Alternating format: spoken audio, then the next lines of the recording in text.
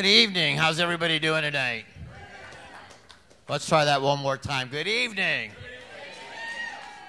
Thank you. That was a little better. Thank you so much. How many here to the Boca Black Box for the first time? Round of applause.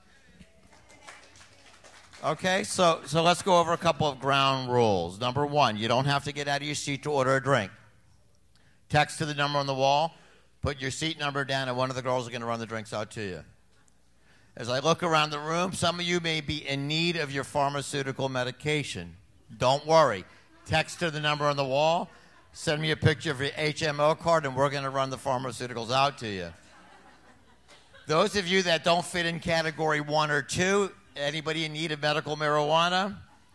Jose from the kitchen will be in the parking lot after the show. We got a lot of great shows coming to the Boca Black Box. Comedian Robert Klein will be here in April. Billy Gardell, Bobby Collins, Vic DiBitetto, just to name a few. A lot of music acts are coming. We just signed for a fundraiser. Modest Yahoo will be here in May. We haven't put him on the website yet. I know there may be a lot of Modest Yahoo fans out there. If anybody sees anything in the catalog and you purchase a ticket at our box office tonight at intermission or at the end of the show, we'll give you a 10% discount on anything that you want to purchase tonight for any of our upcoming shows. I appreciate you all getting on here on time because I heard there was an accident in Century Village. Yeah, Publix accidentally mixed up the Viagra with the cholesterol medication. Bad news is all week everybody in Century Village had high cholesterol. Good news is not one man rolled over and fell out of bed. Bada boom, thank you. Okay, I think that's my cue. So our host this evening, he is, you might have heard him, he is the animated red M&M on the commercials. Not the green one, but the red one. This man has done countless TV and radio commercials. He's an impressionist. He's a friar. He's our host tonight. Give a warm welcome for Mr. George Bettinger. This girl is very bright, this young lady. Where did you, really? Where did you go to college and so forth? I went to Southern Illinois University. I got my bachelor's in, with Walt Frazier. And I was the captain of the pom-pom girls there. I bet you were scholarship all the way. No, it wasn't scholarship all the way, part of the way. Part of the way, right?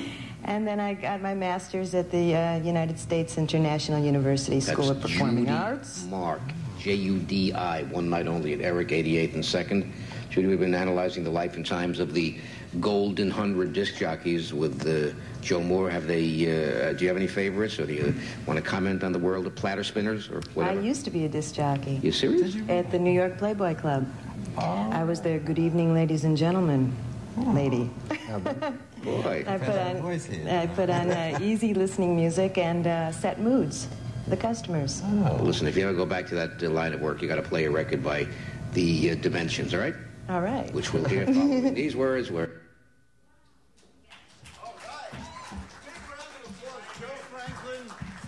How many guys remember Joe Franklin? Okay, a legendary broadcaster. My name is George Bettinger. Randy was so kind to just introduce me before. I am a friar, a member of the Friars Club. I'm very excited to see so many good-looking people. Does everybody have to be good-looking to be here? I don't know. It's a good-looking crowd. You know, it's an amazing thing, a person like me in a place like this. I can understand maybe I'm a normal person, but mister, I'm not so normal. I'll tell you the truth. You just saw Joe Franklin, right?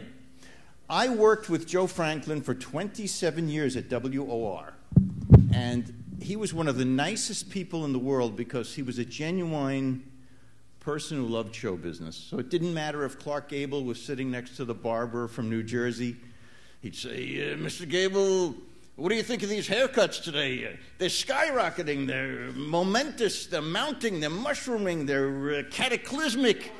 And, you know, he loved breathing life into young talents. The first time I ever did his show, Jackie Mason was there. Now, the titles are going, and you see all these pictures of famous stars, you know, and then as soon as it's over, Jackie says, you know, it's an amazing thing. Everybody in the title is dead. I never saw a thing like this. I think this is the last show I'm going to do.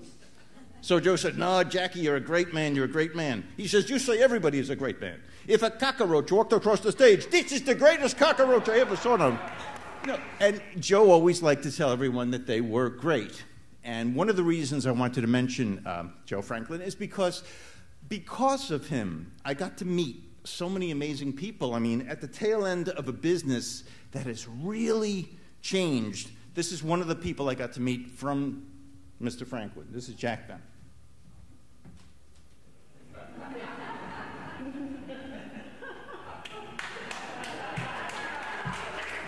What do you mean, this is Jack Benny? You call that an introduction? I mean, look it.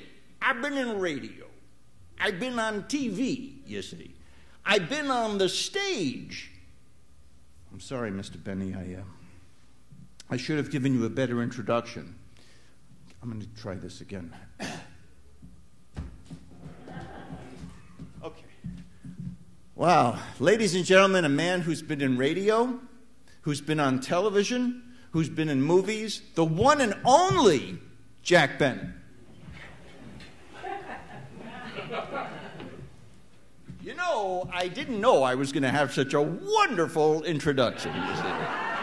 If Rochester and Don Wilson were here now, they'd be so proud. While I have the glasses on, here's another gentleman I met on that show. But I have to age a little bit, so give me a second here.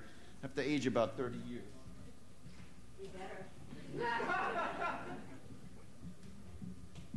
Wow, what a beautiful crowd in Boca tonight, huh?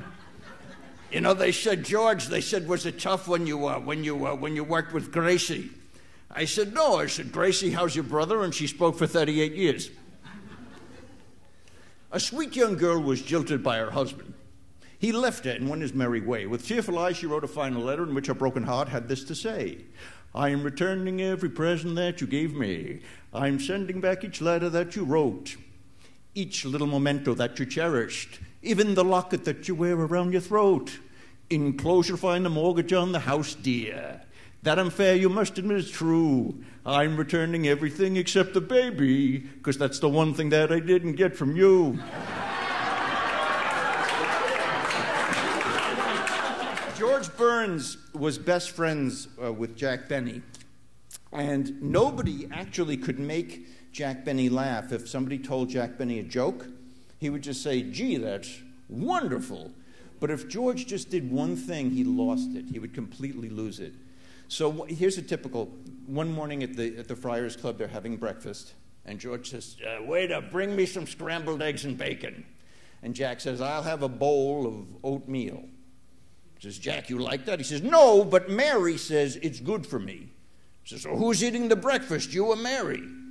He says, that's right, I'll have some scrambled eggs and bacon too. And then George doesn't look up and he says, when you bring the check, give it to Jack Benny.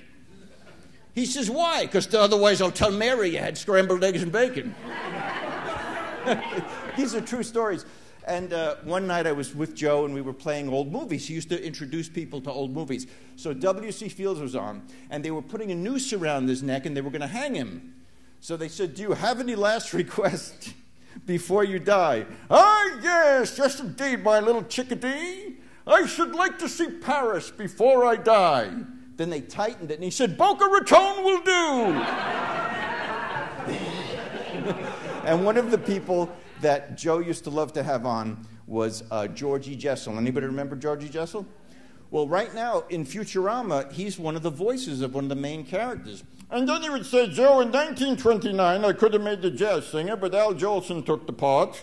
And George E. Jessel would tell a story on the show about a gangster. And this gangster was a New York tremendous killer. He killed all day long, ravaged, killed, but on Friday night, always went home to his mama. He liked to have dinner with his mother. So one Friday night, he's walking up the steps, and a car comes by and riddles him with bullets. And he comes to the door, and he says, Mama, it finally happened. They got me. She says, look, first you'll come in and eat, then you'll tell me all about it. And I just wanted to let everybody know that in addition to the people that I got to meet on Joe's show, he gave me my very first exposure on his program. And what he did was he said right before the cameras rolled, he would have a couch with all different people, and he would let me sit right next to him because he liked these these voices, these impressions. He got a kick out of it. So I was 18. Listen to me, Georgie, when we start the show, when the lights come on, they count you down. You don't say, when they talk about your cable show, you don't say that it's in New York. You say coast to coast, because people see us all over the world. You don't say local. You say coast to coast. So the lights come up, and he says, so George Bettinger, George, tell me about your show. I said, Joe, it's coast to coast. It's coast to coast. Somebody on the panel says, what coast? And Joe goes, Rockaway to Brooklyn. This is true. You can't make this stuff up. And ladies and gentlemen, I just came out to say hello, to warm you up, to try to let you know that you're in for a wonderful evening. I have the honor tonight of introducing a lady, and I want to read this because I know this lady very well, and she's a friar like I am. Let's welcome to the stage a girl who is a true triple threat. She sings, she dances, and acts. She has performed in just about every genre of the performing arts, including movies with Mariah Carey and Jennifer Lopez, off-Broadway with Danny DeVito, dancing at the Kennedy Center in Washington, appearances with the American Ballet in Lincoln Center. She is a fixture, and I can prove this, at New York's Friars Club, where she has produced shows ranging from ballroom dance to Duke Ellington, from cruise ships to supper clubs. Ladies and gentlemen, in the age of what they call political correctness, if I left anyone out, please forgive me. Let's have a big round of applause for the one and only Judi Mark.